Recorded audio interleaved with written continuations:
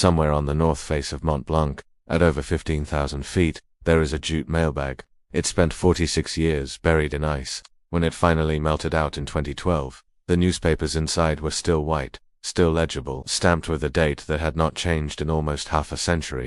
That bag belonged to a Boeing 707, a plane that never made it to Geneva. This is the story of Air India Flight 101. If you are new here, welcome to Replay Vault, the channel where we dig up aviation stories that time tried to bury. Today we are exploring one of the strangest and one of the saddest chapters in Air India's history, a crash that happened just minutes before landing, on a mountain that had already claimed another Air India aircraft 16 years earlier. If stories like this pull you in, stick around, and hit subscribe if you want more of these. It is the morning of January 24, 1966. A Boeing 707 tail number VTD-MN, named Konshinga. It is midway through a long multi-stop journey. It left Bombay, stopped in Delhi, then Beirut. Now it is heading toward the Alps, on its way to Geneva, before continuing to Paris, and finally London. On board are 117 people. Most are ordinary travelers, sailors, business people, diplomats, but one passenger makes this flight nationally significant. His name is Homi Jahangir Babbar, the father of India's nuclear program, the founder of the Atomic Energy Commission of India. He is flying to a scientific conference in Vienna, with a stop in Geneva first. At the controls is Captain Joe Titus, a pilot with 18 years of experience. This is not an inexperienced crew, this is a routine descent, in an aircraft that has done this approach many times before, and that is what makes this story unsettling. Nothing looks dangerous, until it is too late. Here is where we need to understand navigation in 1966. There was no GPS. Pilots relied on radio beacons. These were called VORs, VHF, omnidirectional range stations. They worked like lighthouses, but instead of light, they transmitted radio signals.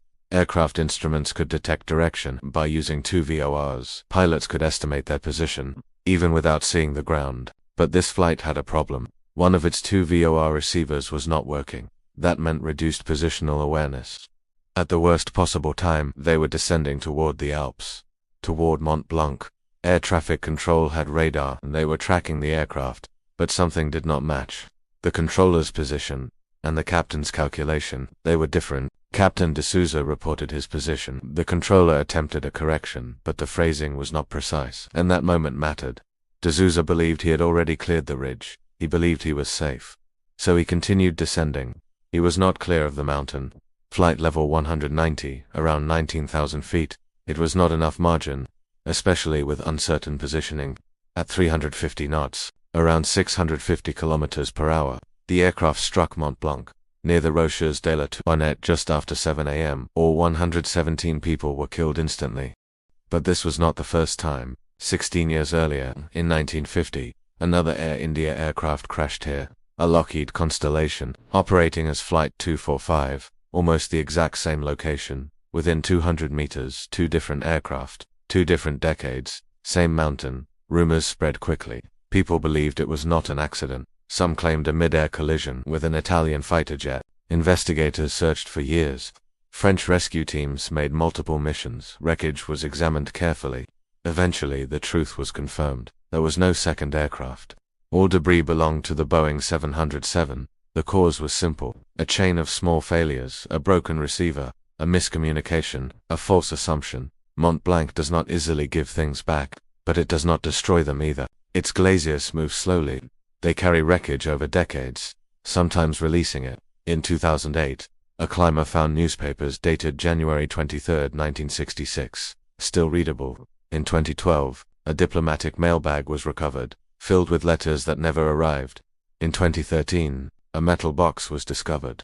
Inside were gemstones, rubies, sapphires, emeralds, worth over 200,000 euros. No one claimed them. They were eventually divided between the finder and the local commune.